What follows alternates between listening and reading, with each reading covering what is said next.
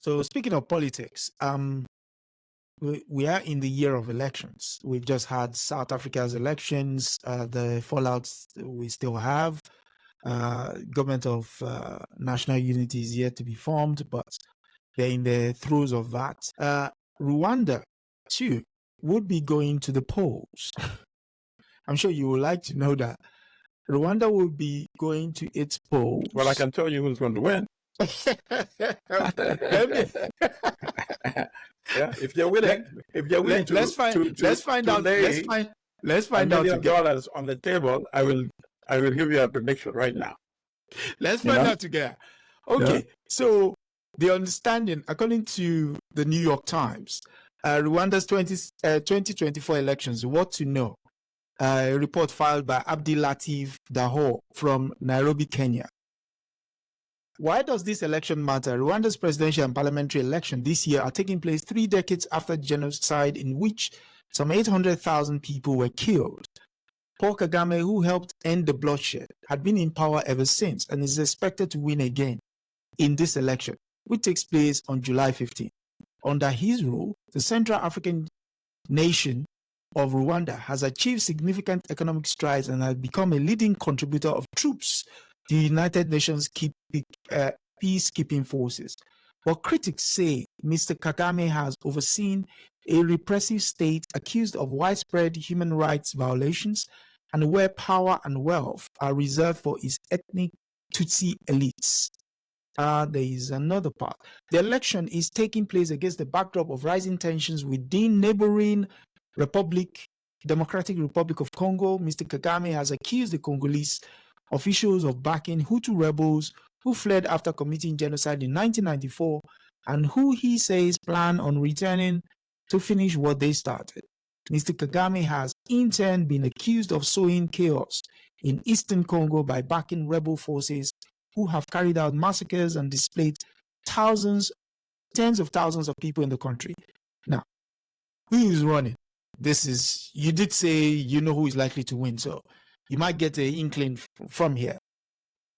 Who is running and who is likely to win? Mr. Kagame, 66, is expected to win a 4th term, according to observers. There are no independent polls in Rwanda. I wonder why. In 2015, he oversaw a referendum that changed term limits, ensuring he can extend his tenure until 2034. In 2017, he won with almost 99% of the vote. Wow, that's very unanimous. In an election that observers said was rigged. Oh, okay, those are Western interest again. The arrest and prosecution of opposition members, the intimidation of activists, and accusations that many voters were forced to choose Mr. Kagame all pointed to voting that was not free or fair, independent observers and human rights group said. So here is Mr. Frank Habineza.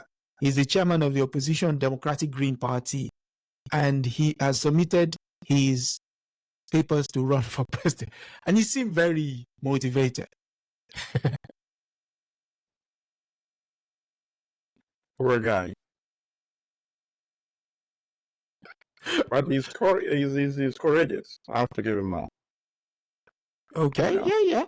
I mean, he's courageous. But the article itself has so many fallacies. Okay. I believe that the correspondent of the New York Times, whom I think I met, he may have actually. I spoke in to a class at Columbia. I think he was still a student at that time. I don't know if he's the one who had invited me. I had to come to speak at the Columbia Journalism School, which of course is my alma mater as well. Yeah, I mean, I like a lot of his writing, his coverage, except of course he's also subjected to the editing process and the propaganda that they have to plug in the story, right? Mm-hmm.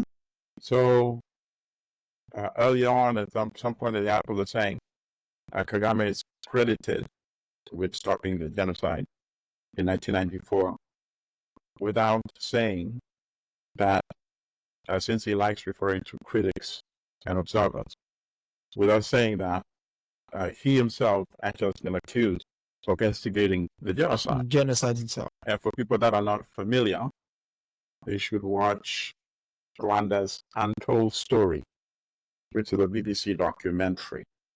And I think you can see it via Venmo. Documentary which was never shown in the United States, by the way. Because I wonder why. The BBC produced it, there was an aggressive propaganda and attack. BBC was banned from reporting from Rwanda for a couple of years as a result of that, and accused of genocide denial ideology, just like many of the critics of Kagame have been accused. In fact, I remember a few years ago, for one of my editorials on Black Star News, I was also referred to as the genocide denier on one of the websites in Rwanda. So I may not be eligible to visit that country for a while, for my own protection, of course. And then there's another reference there, the very preposterous reference by saying, the election is believed to have been rigged, and that he won by 99%. How do you win something that has been rigged and by 99%? So the use of the term won is also very preposterous. I mean, you could say he awarded himself victory, that would be much more accurate. So, there's an abuse of words. It's mind-boggling. It diminishes the meaning of winning, right, and victory in elections. And then the other point that I noticed, based on what you just read, is also very problematic, and only people who pay very close attention would see what is being done, the spin, right? So he starts off by saying, Kagame, about conflict between Rwanda and DRC. DRC, yep. Of course, anybody who is an alert human being would know that the root of that conflict is the fact that Rwanda has invaded the Democratic Republic of Congo. Correct. Under the guise of M23, a supposed Congolese rebel army, which in fact is essentially Rwanda's official armed forces under a different name. And they have experience in doing this since 1990, when Rwanda was initially invaded from Uganda by Paul Kagame and his compatriots. At that time, he was an official member of the Ugandan armed forces. He was chief of military intelligence. He was one of the many ethnic Tutsi that grew up in Uganda because their parents had fled massacres and genocide after the revolution in 1959, 1960, when the ethnic Tutsi monarchy was overthrown in Rwanda. And then they morphed from the Ugandan official military, they became the Rwanda Patriotic Front. So they're using that same template again, M23, when in fact it's part of Rwanda's regular military. It has artillery, it's throwing lobbing shells to Congo, it has drones, it has its own air force, essentially, right? So rather than beginning with that as the root of the conflict, if you notice, the article says it first mentioned Kagame's beef with Congo. It says Rwanda accuses Congo of supporting Hutu rebels who fled after committing genocide in 1994, right? Yep, correct. 30 years later, the same people who fled are still fighting, right? People who would have been in their 20s and now would be in their 50s and 60s are still fighting. And we are supposed to. See, so if you don't pay careful attention, that will just go by you. Yeah. Because that's from a template.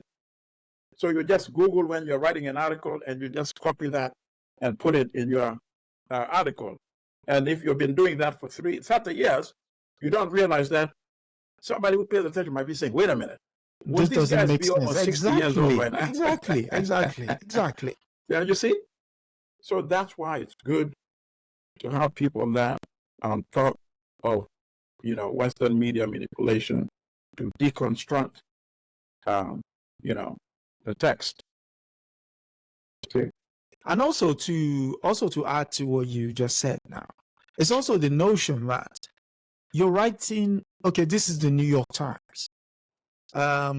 Your book, Manufacturing Hate, How Africa Was Demonized in the Western Media, right, takes them to task on their various reporting, right, ethos. And to think, despite books like that being out there, there's another one on the Palestinian question. The name escapes me now. The same line, the same way of operating, and they're still doing it in 2024. Right.